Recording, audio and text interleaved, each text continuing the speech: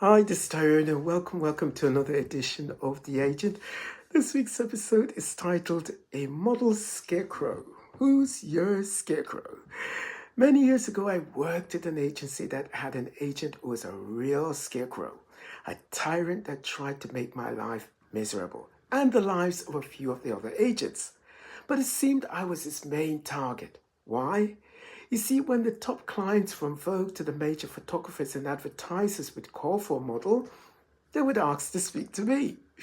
This would make him furious, and so, day after day, he would scream extreme profanities across the booking table that some of the agents would get totally scared, not knowing what would come out of his mouth at any given time.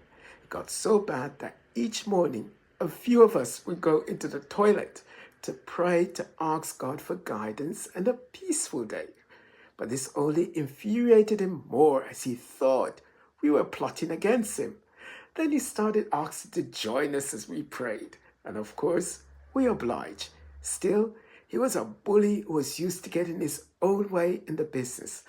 You see, I was used to working with scarecrows. I had dealt with them at just about every agency I worked at before working with him. So to me, he was just another crow.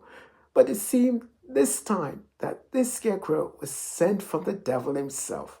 His rage, anger, and profanities got so bad each day, yes, just about each day, even on the days that he would join us in the toilet for prayer.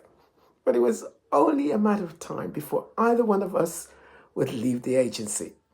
Thankfully, thank God, it was me. In life, we all have encountered a scarecrow. Today, some of us are working with one, sleeping with one, or married to one. Or maybe have a family member or friend that's one. Please do not go home and look at your spouse or partner wondering if they're your scarecrow. Only you know that. Scarecrow's only mission is to stand guard, to intimidate, manipulate, and scare others away.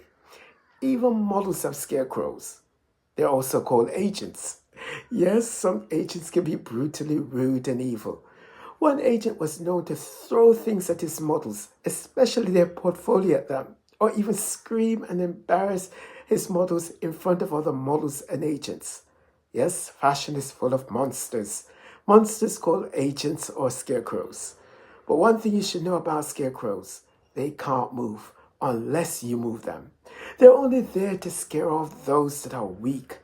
Their job is to block you from moving forward.